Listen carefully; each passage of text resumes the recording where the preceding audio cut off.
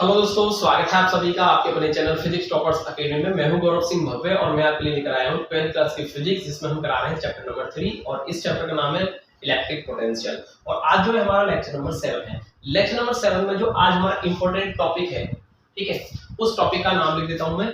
देखिए क्या है इंपॉर्टेंट टॉपिक है, इसका नाम है work done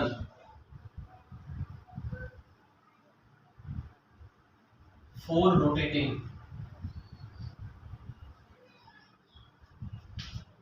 rotating an electric dipole in an uniform electric field।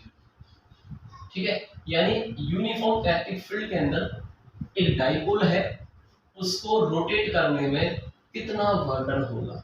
ठीक है, आई थिंक आपको समझ में आया होगा क्या करना है हमको, ये वर्डन फाइंड करना है। ठीक है, चलिए देखिए कैसे करना है, अब आप इसको थोड़ा सा समझ लीजिए।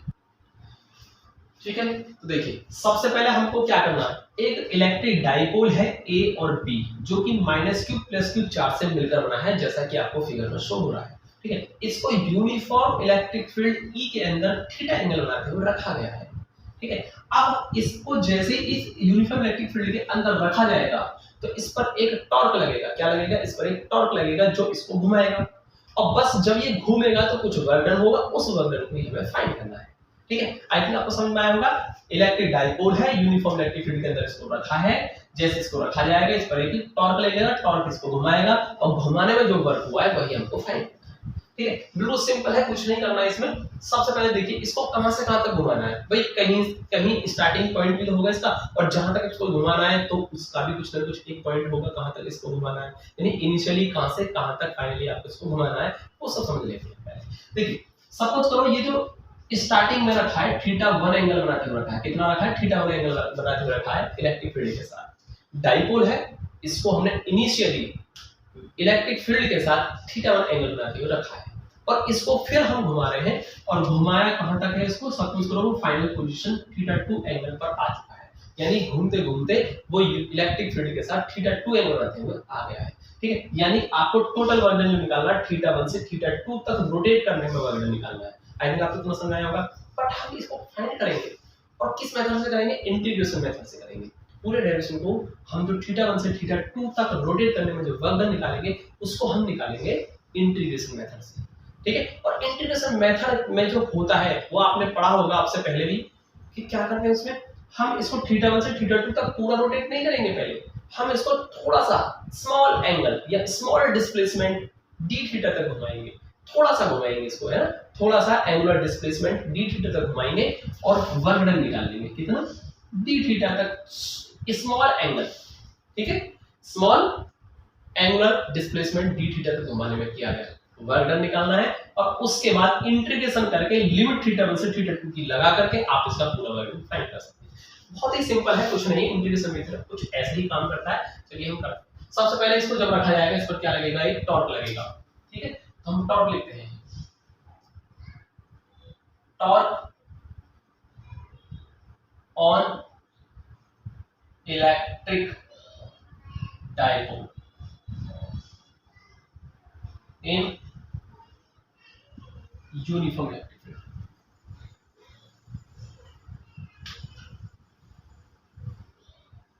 इलेक्ट्रिक फील्ड,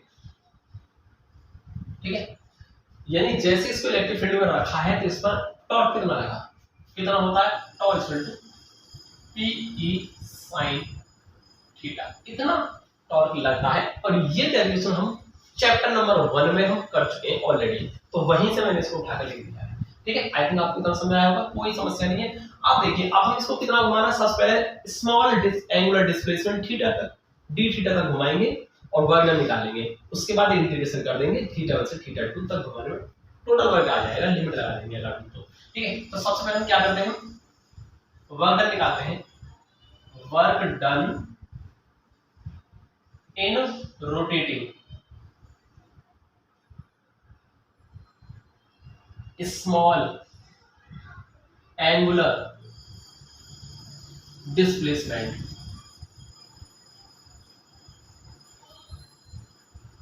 डी थीटा, ठीक है, work done in rotating small angular displacement D theta. यानी हमने इस डाइपोल को small angular displacement D theta तक रोटेट किया है बस, तो उस वक्त कितना वर्क हुआ, सपोज करो वो वर्क हुआ डी डब्ल्यू। कैसे निकलेगा, वर्क डन निकालने का फॉर्मूला क्या है, हम जानते हैं वर्क डन निकालने का फॉर्मूला होता है torque, torque into angular displacement. क्या होता है, एंगुलर, 11th क्लास में आपने पढ़ा होगा वर्क निकालने का ये फॉर्मूला, एंगुलर डिस्प्लेसमेंट। अब कुछ स्टूडेंट ये सोच रहे होंगे कि सर वर्क निकालने का तो फॉर्मूला हमने आज तक फोर्स इनटू डिस्प्लेसमेंट पढ़ा है, ये तो हमने नहीं पढ़ा। आपने ये भी पढ़ा है, ठीक है, जब आपने रोटेशनल मोशन पढ़ा होगा, क्या पढ़ा होगा आपने, रोटेशनल मोशन पढ़ा होगा, तो वहां आपने ये फॉर्मूला पढ़ा होगा वर्क निकालने का। अब देखिए मैं इसको थोड़ा समझा देता हूं, उस वर्क में और इस वर्क में क्या डिफरेंस है ये भी समझ लीजिए। यानी जब आप किसी ऑब्जेक्ट को, जैसे ये ऑब्जेक्ट है, इसको आप फोर्स लगा रहे हैं और इसमें क्या हुआ, लीनियर डिस्प्लेसमेंट हुआ है, ठीक है, लीनियर डिस्प्लेसमेंट हुआ है, तो वहां पर वर्क निकालने का फॉर्मूला होता है फोर्स इनटू डिस्प्लेसमेंट। यानी कितना आपने फोर्स लगाया, कितना उसमें डिस्प्लेसमेंट हुआ, फोर्स इनटू लीनियर डिस्प्लेसमेंट होता है लीनियर वर्क। लेकिन यहां पर आपको क्या निकालना, एंगुलर वर्क, यानी आपको इसको घुमाना है, ठीक है, क्या करना है, इसको घुमाना है। जब आपको सीधा, यानी कि जब आप इसको इस तरीके से, ठीक है, लीनियर डिस्प्लेसमेंट करते हैं, तो वहां पर वर्क आता है फोर्स इनटू डिस्प्लेसमेंट। बट अगर किसी चीज को घुमाना होता है, क्या, किसी चीज को घुमाना होता है, तो घुमाने के टाइम पर जितना वर्क होता है, जब किसी चीज को घुमाना हो, घुमाने में कितना वर्क होता है, तो घुमाने में जो वर्क होता है ना, जब उसको निकालते हैं टॉर्क इनटू एंगुलर डिस्प्लेसमेंट से, तो ये चेंज होता है। किसी चीज को हमें, ठीक है, लीनियरली डिस्प्लेसमेंट करना है या इसको हमें रोटेट करना है, तो रोटेट करने में जो वर्क होता है उसको हम इसी फॉर्मूले से फाइंड करते हैं। क्या होता है, देखो समझिए, उस फॉर्मूले और इस फॉर्मूले में डिफरेंस है, बिल्कुल वही है, आपको उसी से रिलेट करके इसको याद रखना है। कैसे याद रखना है, वर्क होता है फोर्स इनटू डिस्प्लेसमेंट। तो फोर्स जो होता है ना, फोर्स को, यानी जब आप किसी चीज को घुमाने के लिए जो फोर्स लगाते हैं उसको फोर्स ना बोलकर उसको टॉर्क बोला जाता है। जब किसी चीज को रोटेट करना होता है तो वहां पर फोर्स को टॉर्क बोला जाता है, ठीक है। तो ये एक तरीके से क्या है, घुमाने वाला फोर्स है, यानी क्या है, एक तरीके से फोर्स ही है लेकिन घुमाने के लिए फोर्स है, ठीक है। और डिस्प्लेसमेंट लीनियर डिस्प्लेसमेंट ना होकर के घूमने में क्या होता है, किसी एंगल से रोटेट होता है, किसी एंगल से डिस्प्लेसमेंट होता है, तो इसलिए आता है इसमें एंगुलर डिस्प्लेसमेंट। तो समझो work is equal to force into displacement, और घुमाने के लिए फोर्स की जगह टॉर्क आ गया, टॉर्क इनटू एंगुलर डिस्प्लेसमेंट, ठीक है। फोर्स इनटू डिस्प्लेसमेंट, इसको चेंज कर देंगे रोटेशनल मोशन के लिए, ठीक है, torque into angular displacement. I think आपको समझ में आएगा, मुझे ज्यादा इसमें बताने की जरूरत ना, इतने से आप समझिए, ठीक है। ज्यादा कहूंगा तो आप सोचोगे बार बार रिपीट हो रहा है ये सब, तो इसलिए एक बार में आप समझ जाइए, टॉर्क इनटू एंगुलर डिस्प्लेसमेंट घुमाने के लिए वर्क होता है, ठीक है। तो देखिए टॉर्क कितना है, मैंने आपको ऊपर लिख रखा है PE sin theta, PE sin theta into, और एंगुलर डिस्प्लेसमेंट क्या है, d थीटा, ठीक है। तो dw फाइंड हो जाएगा हमारे यहाँ से dw, यानी स्मॉल वर्क फाइंड होगा। अब आपको क्या करना, आपको थीटा 1 से थीटा 2 तो घुमाना है, कंप्लीट वर्क फाइंड करना। तो अब मैं लिखता हूं इसमें total work done in rotating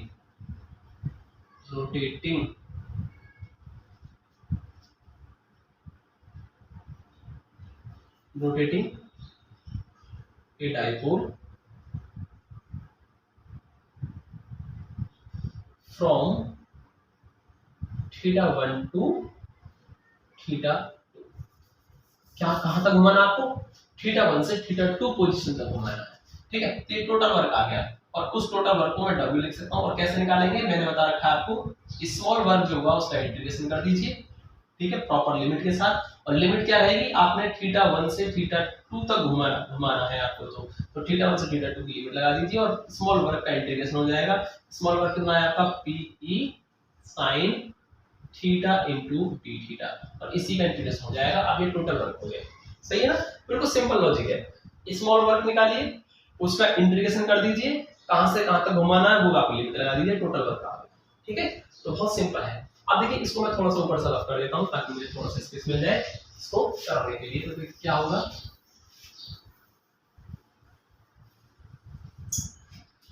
work कैसे निकलेगा, W इक्वल टू यहाँ से देखिए PE को हम कांस्टेंट मान के बाहर कर देंगे और ये θ1 से θ2 लिमिट और ये बचेगा आपका sin theta into d theta. सही है। अब देखिए sin थीटा का इंटीग्रेशन क्या होता है, W equal to PE। sin theta का इंटीग्रेशन होता है माइनस cos थीटा। क्या होता है, माइनस cos थीटा। और θ1 से θ2 आपकी लिमिट यहाँ है। ठीक है, क्या है ये फॉर्मूला है, कौन सा है, मैं लिख देता हूँ, sin theta into d theta. यानी थीटा के रिस्पेक्ट में sin थीटा का इंटीग्रेशन जो होता है वो माइनस cos थीटा होता है, ये आपको याद रखना है। ठीक है, तो sin थीटा का थीटा के रिस्पेक्ट में इंटीग्रेशन माइनस cos थीटा होता है और ये लिमिट आपकी यहाँ आ गई। तो आई थिंक आपको कुछ दिक्कत होगी नहीं इस फॉर्मूले को आप याद रख लेंगे। ठीक है, ये फॉर्मूला है इसलिए मैंने इसको लिख दिया है। ठीक है, इंटीग्रेशन फॉर्मूला है। आगे देखिए W इक्वल टू माइनस को हम कर देंगे बाहर और अंदर रहेगा आपका cos थीटा। क्या रहेगा, cos थीटा रहेगा, θ1 से θ2 आपकी लिमिट है। अब इसमें ना आप लिमिट रख दीजिए, कैसा रखेंगे लिमिट, आपको आती होगी लिमिट रखनी, कैसे, upper limit minus lower limit. एक बार थीटा की जगह अपर लिमिट आएगा यानी cos θ2 हो जाएगा, फिर माइनस लोअर लिमिट। अब आप थीटा की जगह लोअर लिमिट रखेंगे यानी cos θ1 हो जाएगा। ठीक है, और माइनस से आप मल्टीप्लाई करेंगे तो ये आपका माइनस, ये प्लस हो जाएगा और ये आपका माइनस, और इसको आगे पीछे कर देंगे यानी पी क्या माइनस माइनस प्लस cos θ1 क्या हो जाएगा cos θ1 और ये माइनस cos θ2 हो जाएगा माइनस cos θ2 और फिर मैंने इसको कर दिया आगे पीछे चेंज कर दिया। तो इतना वर्क डन हुआ है θ1 से θ2 एंगल तक रोटेट करने में वर्क। ठीक है, आई थिंक आपको इतना समझ में आया होगा। चलिए अब इसमें थोड़ा सा हम क्या करते हैं, थोड़ा सा और वर्क करते हैं, थोड़ा सा और एक स्टेप आगे चलते हैं। If θ1 equal to 0 θ2 equal to theta, इसका मतलब क्या है, सपोज कीजिए मुझे बताया किसी ने कि भाई आपको ना इनिशियली 0 एंगल बनाते हुए रखना है, आपको इस डायपोल को इनिशियली 0 एंगल बनाते हुए रखना है, इलेक्ट्रिक फील्ड के साथ 0 एंगल बनाते हुए इसको रखना है। तो θ1 कितना हुआ 0, यानी इनिशियली पोजीशन जो है, यानी इनिशियली कितना एंगल है इलेक्ट्रिक फील्ड के साथ 0, यानी इसको ऐसे रखना है, इलेक्ट्रिक फील्ड के साथ ऐसे रखना है 0 एंगल बनाते हुए। और कहां घुमाना है इसको, किसी भी पोजीशन तक थीटा एंगल तक घुमा दो। अब इस पोजीशन से किसी भी पोजीशन तक घुमाना है। अब सपोज करो ये θ2 है, मैंने थीटा लिया है, अब थीटा को हम चेंज कर सकते हैं, थीटा को हम 30 ले सकते हैं, ठीक है, 90 ले सकते हैं, 180 ले सकते हैं या और भी कोई एंगल ले सकते हैं, जरूरी नहीं है इसके अलावा भी कोई भी ले सकते हैं, कोई भी ले सकते हैं। तो इसको हम बाद में चेंज करेंगे θ2 को, यानी फाइनल पोजीशन में हम बाद में देखेंगे थीटा कितना है। फिलहाल थीटा को 0 रख लेते हैं, मतलब इसको इनिशियली इलेक्ट्रिक फील्ड के साथ हमने इस तरीके से रखा है 0 एंगल बनाते हुए, ये है इसका मतलब। ठीक है, तो अब आप क्या लिखेंगे, then W equal to PE cos 0 minus cos theta. ठीक है, तो W इक्वल टू हो जाएगा PE cos 0 होता है 1 माइनस cos थीटा, तो हमारा क्या आ गया 1 माइनस cos थीटा। ये जब आया, ध्यान रखना ये फॉर्मूला कब आया है, जब आपने इनिशियली इसको ऐसे रखा है, इलेक्ट्रिक फील्ड के साथ 0 एंगल बनाते हुए रखा है, यानी इस पोजीशन में रखा हुआ है। अब आप इसको कहीं भी घुमा लीजिए आप, ठीक है। अब यहां से आप इसकी लिखेंगे स्पेशल कंडीशन, क्या लिखेंगे स्पेशल कंडीशन, और स्पेशल कंडीशन क्या होंगी, वही कि आपको इसको कहां घुमाना हो। Special conditions, first if theta is equal to 0, देखो इस वाले फॉर्मूले देखिए, थीटा इक्वल टू 0, यानी कहने का मतलब क्या है, आपने इसको ऐसे तो रख ही रखा है, ये फॉर्मूला कब है इस पोजीशन के लिए, ध्यान रखना जब ये इनिशियली इलेक्ट्रिक फील्ड के साथ डायपोल 0 एंगल पर रखा है, और आपने इसको कहां तक घुमाया है 0 एंगल तक ही, यानी इसको फाइनली जिस पोजीशन में घुमाना वहां पर भी इलेक्ट्रिक फील्ड के साथ डायपोल का एंगल 0 ही आना चाहिए, मतलब आपको इसको घुमाना ही नहीं है, यही तो मतलब इसका। यानी इनिशियली वो ऐसे रखा हुआ है 0 एंगल बनाते हुए, और फाइनली जहां आपने घुमाया है इसको वहां भी एंगल 0 ही बन रहा है, मतलब आपका कहने का सीधा सा ये हुआ आपने इसको घुमाया ही नहीं है। फाइनल एंगल क्या बन रहा है, फाइनल इलेक्ट्रिक फील्ड के साथ एंगल क्या है 0, यानी आपने इसको ऐसे के ऐसे ही छोड़ दिया है, इनिशियली वो ऐसा रखा है और आप फाइनली वो ऐसा ही रखा हुआ है, बाद में वो ऐसा ही मिला आपको 0 एंगल बनाते हुए, ये इसका मतलब है। तो फिर कितना होगा, देखो वर्क डन कितना होगा, W इक्वल टू कितना हो जाएगा PE और 1 माइनस cos 0, cos 0 कितना होता है cos 0 की वैल्यू 1 होती है। कितना होगा w इक्वल टू कितना होगा pe 1 माइनस cos 0 1 1 माइनस 1 0 यानी w इक्वल टू कितना होगा 0। अब आप थोड़ा सा लॉजिकली बात कर लेते हैं। क्या है देखिए, आपने इसको इनिशियली इस पोजीशन पर रखा है और फाइनली भी वो ऐसे रखा है, मतलब आपने इसको घुमाया नहीं। जब आप इसको घुमाए ही नहीं रहे तो वर्क डन होगा ही क्यों, इसलिए वर्क डन भी नहीं होना चाहिए। और हमारा देखिए मैथमेटिकली भी 0 वर्क डन आया है। इसका मतलब क्या, हमने इसको घुमाया ही नहीं है, जैसे रखा था वैसे ही रख रखा है, घुमाया नहीं, वर्क डन भी हुआ नहीं। ठीक है, चलिए अब सेकंड लेते हैं इसकी। Second, if theta is equal to 90, अब मैंने इसको घुमाया 90 पर, अब घुमाया मैंने इसको, W कितना होगा PE 1 माइनस cos 90, और cos 90 कितना होता है,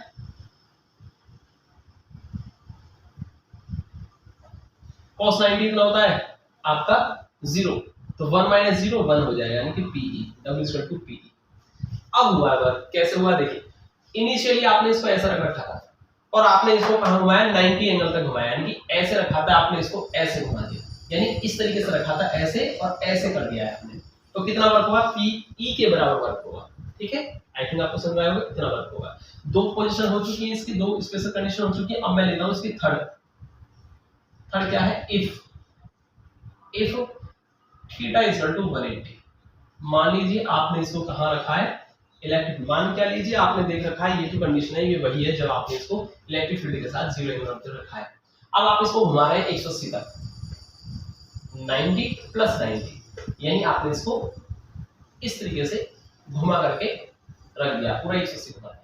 ठीक है, देखिए पूरा 180 घुमाया आपने, तो कितना वर्क हुआ है देखिए, W equal to PE 1 minus cos 180, और cos 180 कितना होता है आपको मालूम हुआ, cos 180 होता है, cos 180 माइनस 1 होता है, कितना होता है माइनस 1 होता है, तो minus minus plus 1, W equal to PE 1 plus 1, यानी कितना होगा 2PE हो गया, कितना होगा 2PE, तो इतना वर्क होगा, 2PE के बराबर वर्क हुआ है।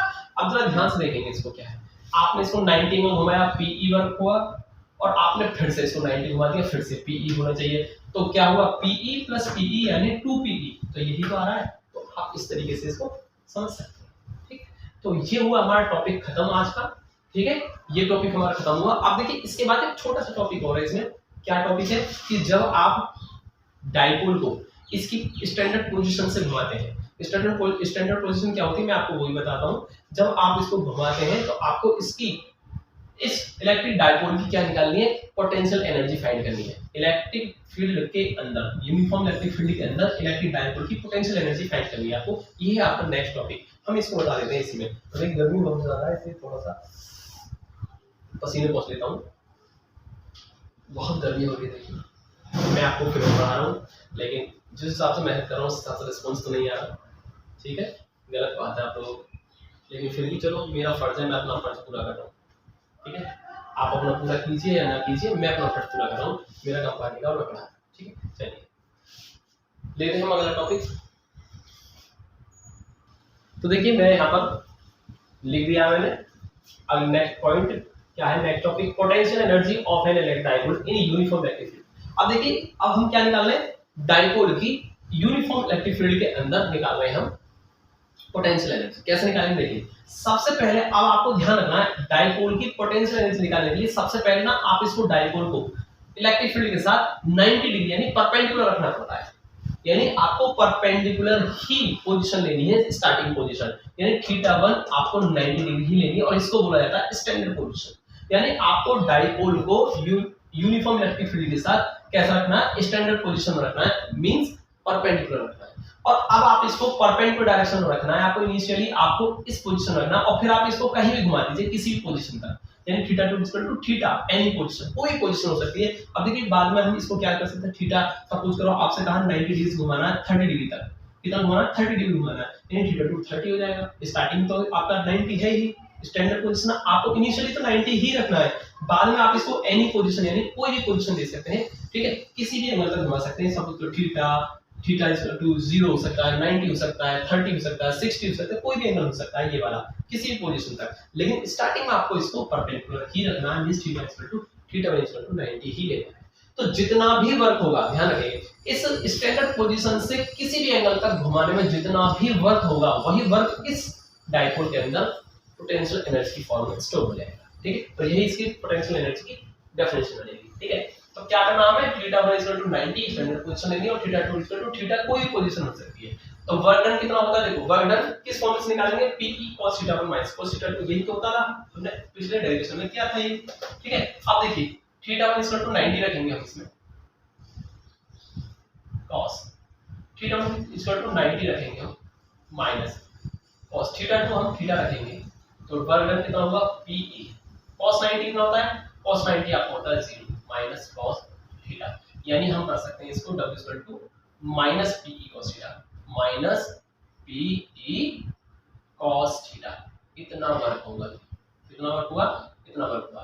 बट अभी मैंने आपको क्या बताया था, स्टैंडर्ड पोजीशन से थीटा 1 इक्वल टू 90 से any position theta 2 equal to theta तक घुमाने में जितना वर्क होता है, कितना वर्क हुआ इतना, इस वर्क को ही कहते हैं डायपोल की पोटेंशियल एनर्जी। तो हम अकॉर्डिंग टू डेफिनेशन इस वर्क को पोटेंशियल एनर्जी कह सकते हैं। ठीक है, हम लिखेंगे according to, but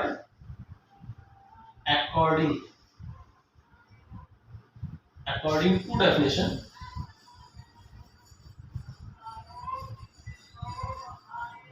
this work done is known as potential energy of dipole। इसी को हम पोटेंशियल की इसी को हम डायपोल की पोटेंशियल एनर्जी कहते हैं। और इस पोटेंशियल एनर्जी को हम किससे रिप्रेजेंट कर सकते हैं, पोटेंशियल एनर्जी को हम U से रिप्रेजेंट कर रहे हैं। तो अब हम इसको W ना गुण करके इसको पोटेंशियल एनर्जी U से रिप्रेजेंट करेंगे, तो U इक्वल टू माइनस के PE cos थीटा। तो कितना निकल के आया, यानी कितना वर्क निकल के आया PE cos थीटा, और यही हमारी पोटेंशियल एनर्जी U के बराबर होगा, इसलिए U बराबर माइनस PE cos थीटा। ये हो गया आपका फाइनल पोटेंशियल एनर्जी फाइंड करने का फॉर्मूला। अब इसमें भी हम पोजीशन ले सकते हैं, स्टैंडर्ड पोजीशन ले सकते हैं इसमें भी, यानी कि इसमें भी हम क्या ले सकते हैं, स्पेशल कंडीशन ले सकते हैं। ठीक है, चलिए क्या हो सकते हैं, देखिए स्पेशल आप लिख देंगे इसमें स्पेशल कंडीशंस क्या हो सकते हैं। देखिए first, if theta equal to 0, देखिए यानी इनिशियली तो आपको इसको ऐसे ही रखना है, ये तो फिक्स है।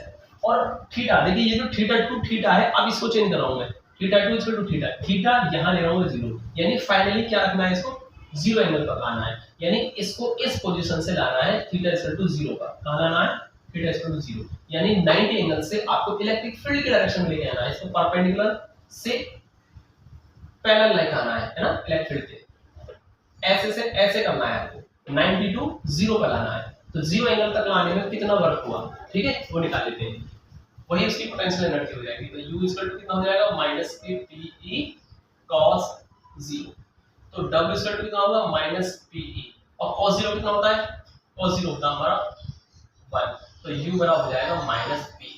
तो कितनी पोटेंशियल एनर्जी होगी, माइनस PE के बराबर होगी। ठीक है, इस पोजीशन से इस पोजीशन तक लाने में कितनी पोटेंशियल एनर्जी होगी डायपोल की, माइनस PE के बराबर होगी। ठीक है, आई थिंक आप फाइंड कर सकते हैं, कोई दिक्कत ही नहीं है। अब लेते हैं इसमें सेकंड वाली, second, if theta equal to 90।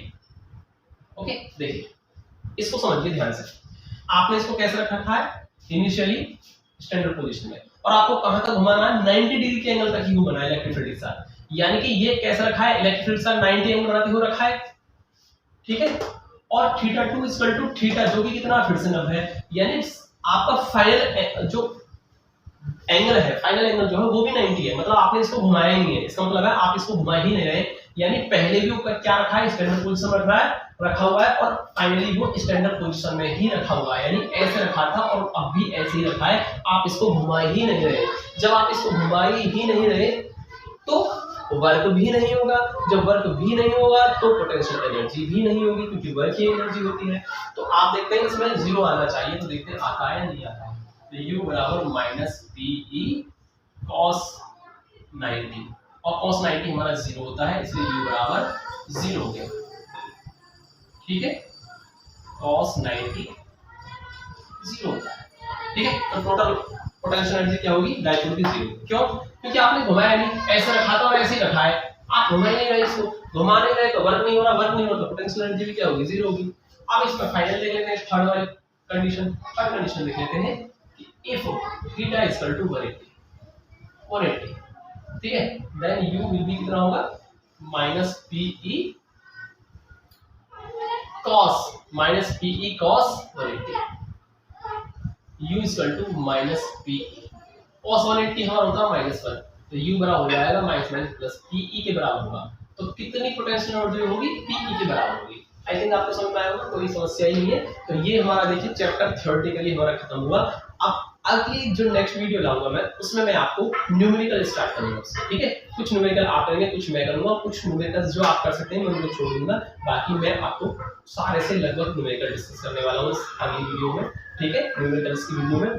तो आप बने रहिए मेरे साथ, तैयारी आपकी अच्छी होगी, बिल्कुल निश्चिंत रहें, क्योंकि शुरू के चैप्टरों में देखिए टाइम लगता है, इसलिए अभी सिलेबस हमारा तीसरे चैप्टर को क्रॉस नहीं कर पाया, ठीक है। लेकिन बहुत जल्द क्या होगा, हम स्पीड बना लेंगे। स्पीड जब बनाएंगे जब हमारे 6 चैप्टर, ठीक है, अभी 3 चैप्टर हुए, 3 चैप्टर तक अब अभी और थोड़ा सा स्लो चलेगा, उसके बाद फिर एकदम से स्पीड बन जाएगी, क्योंकि फिर उसके बाद चैप्टर कुछ ऐसे आ जाते हैं जिनमें बहुत ज्यादा थ्योरी नहीं है, बहुत ज्यादा न्यूमेरिकल भी नहीं है, तो उनको कराने का टाइम भी नहीं लगेगा, ठीक है। तो अभी कुछ दिन तक हमारा इसी तरीके से स्लो चलेगा, उसके बाद थोड़ा सा स्पीड बन जाएगी, ठीक है। तो आप बिल्कुल निश्चिंत रहें, मैंने जो आपको बोला है कि नवंबर तक आपका सिलेबस कंप्लीट हो जाएगा, तो ये गारंटीड मैं खत्म कर दूंगा नवंबर तक। जिस किसी को विश्वास ना हो वो चैनल को छोड़ सकता है, लेकिन जिसको विश्वास हो वो चैनल से जुड़ा रहे, आपकी प्रॉपर तैयारी करा के रहूंगा मैं। आप बिल्कुल निश्चिंत रहें, आपको किसी ट्यूशन की जरूरत नहीं पड़ने वाली, ये मेरा आपसे प्रॉमिस है, ठीक है। तो मिलते हैं अगले वीडियो में।